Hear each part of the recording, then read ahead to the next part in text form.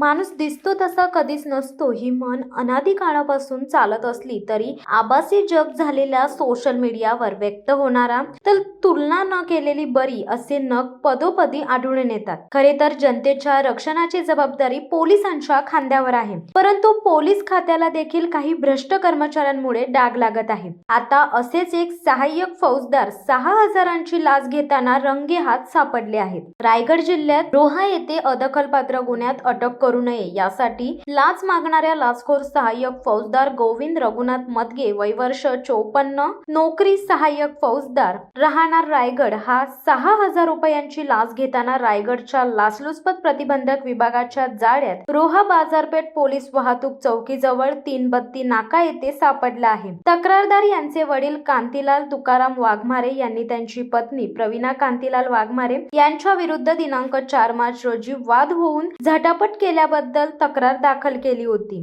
सदर बाबत रोहा पोलीस ठाणे येथे अदखलपात्र कलम 323 भारतीय दंड विधान कलम अन्वये तक्रार नोंद आहे। सदरचे प्रकरण कौटुंबिक व अदखलपात्र स्वरूपाचे असून देखील तक्रारदार यांना लाचखोर गोविंद मदगे यांनी पैसे उकळण्यासाठी घाबरवले। रायगड जिल्ह्यातील रोहा पोलीस ठाणे अंतर्गत दाखल करण्यात आलेल्या एका प्रकरणात तक्रारदार यांच्या आईला अटक करावी लागेल असे तक्रारदार यांना बोलावून घाबरवले व सदर तक्रारीत मदत करण्यासाठी रोख रक्कम 10,000 लाचेची मागणी केली व तडजोडी अंती रक्कम रुपये 6,000 स्वीकारण्याचे मान्य करून सदरची रक्कम लाच म्हणून रोहा बाजारपेठ पोलीस वाहतूक चौकीजवळ 3 बत्ती नाका येथे स्वीकारताना रंगे हात पकडण्यात आले आहे। सहाय्यक फौजदार गोविंद मदगे यांच्यावर लाचलुचपत प्रतिबंधक विभागाने कारवाई केल्याने रोहा तालुक्यासह रायगड जिल्ह्यातील पोलीस दलात एकच खळबळ उडाली आहे। सदर कारवाई ही लाचलुचपत प्रतिबंधक विभाग ठाणे परिक्षेत्राचे पोलीस अधीक्षक सुनील लोखंडे, अपर पोलीस अधीक्षक महेश तरडे यांच्या मार्गदर्शनाखाली लाचलुचपत विभाग रायगडचे उप अधीक्षक शशिकांत पाडावे यांच्या मार्गदर्शनाखाली सहाय्यक फौजदार विनोद जाधव, सहाय्यक फौजदार शरद नाईक, पोलीस हवालदार महेश पाटील, पोलीस हवालदार कौस्तुभ मगर यांनी केली आहे।